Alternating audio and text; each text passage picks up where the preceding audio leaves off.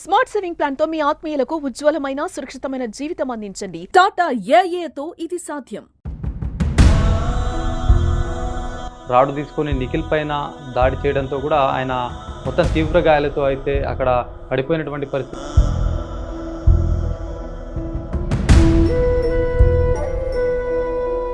తండ్రి కొడుకుల మధ్య జరిగిన ఘర్షణలో కూడా కొడుకు మరణించిన ఘటన కామారెడ్డి జిల్లాలో చోటు చేసుకుంది. కామారెడ్డి జిల్లా లింగాపూర్ గ్రామానికి చెందినటువంటి నిఖిల్ అయితే గత కొన్ని ఏళ్ల క్రితం కూడా ఆయన దుబాయ్కి వెళ్ళారు. అక్కడ స్థిరపడినటువంటి ఆయన కూడా తాజాగా 3 నెలల క్రితం అయితే కామారెడ్డికి వచ్చారు. ఈ నేపథ్యంలో కామారెడ్డిలోని లింగాపూర్కి వచ్చినటువంటి పరిస్థితి. ఈ నేపథ్యంలో కూడా ఆయన గత 3 నెలల నుంచి కూడా తాగుడికి బానిసాయడని చెప్పేసి తండ్రితో తరచూ గొడవలు అయ్యేవి. ఈ గొడవల నేపథ్యంలో కూడా ఒకరోజు తండ్రి భాస్కర్ రాడు తీసుకొని నిఖిల్ పైన దాడి చేయడంతో కూడా ఆయన మొత్తం తీవ్ర గాయాలతో అయితే అక్కడ పడిపోయినటువంటి పరిస్థితి. అక్కడ నుంచి ప్రభుత్వ ఆసుపత్రికి సైతం కూడా తీసుకెళ్లారు.